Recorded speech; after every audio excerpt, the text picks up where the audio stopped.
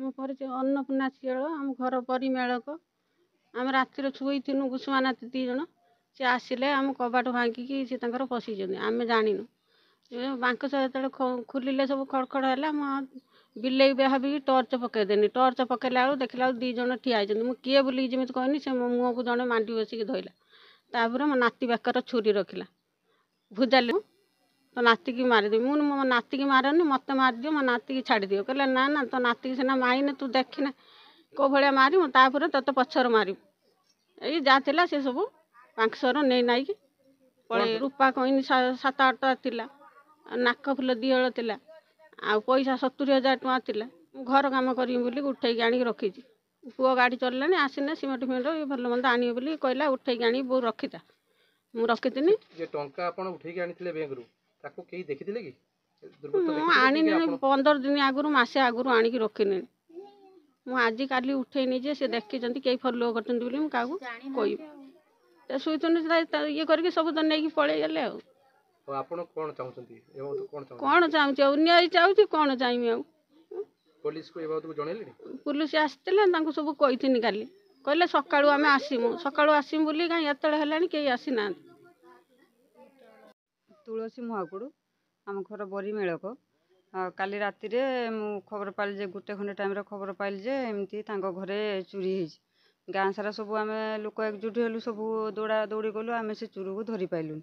ଆଉ ସେ ଛୁଆକୁ ମାରିବା ପାଇଁ ଇଏ କଲେ, ସେ ସେଥିପାଇଁ କିଛି କହିଲାନି।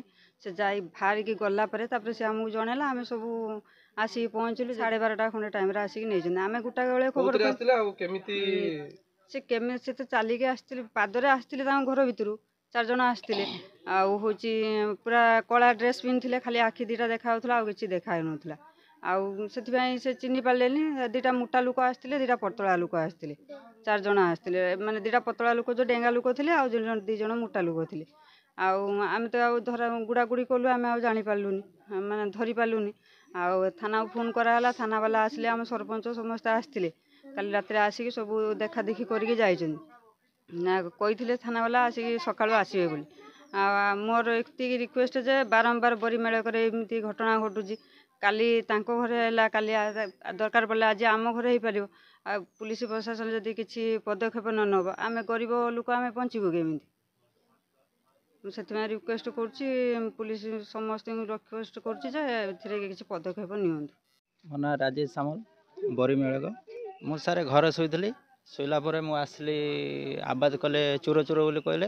ମୁଁ ଟାଟି ସବୁ ଭାଙ୍ଗି ଦେଇକି ମୁଁ ଆସିଥିଲି। ଆସିଲା ପରେ ସବୁ ଅଛନ୍ତି। ଆସିଲା ପରେ ବିଲ ସବୁ ଖୋଜିଲା ପରେ ଚୋର ପାଇଲୁନି। ତାପରେ ଆସିଲା ବେଳକୁ ମାଇଁ କାନ୍ଦୁଛନ୍ତି, କ'ଣ ହେଇଛି? ଏଇଭଳିଆ ମୋ ପୁଅକୁ ଛୁରୀ ବେକରେ ଲଗେଇଦେଲେ, ଏଇଭଳିଆ ପଇସା ନେଇଗଲେ, ସୁନା ରୂପା ପଇସା କ'ଣ କଏନ୍ ଥିଲା ସବୁ କାଢ଼ିକି ନେଇଗଲେ।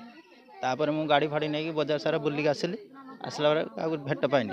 ତାପରେ ସାର୍ ଆସିଲେ, ପୁଲିସ ସାର୍ ଆସିଲେ, କ'ଣ ଆକ୍ସନ୍ ନେଇଛି, କ'ଣ ସବୁ ନେଇଛନ୍ତି, ସକାଳୁ ଆସ ଆମେ ବୁଝିମୁ। ଆଉ ୟାର ସାର୍ କିଛି ଆକ୍ସନ୍ ଗୋଟେ ନିଅନ୍ତୁ। ବାର ଚୋରି ହେଉଛି, ମୁଁ ବି ରହୁନି, ମୋର ସ୍ତ୍ରୀ ମୋ ପିଲା ଗୋଟେ, କେହି ରହୁନାହାନ୍ତି। ମୋତେ ଟିକେ ଭୟ ଲାଗୁଛି, ମାନେ ବାଇରେ ରହିବା ପାଇଁ।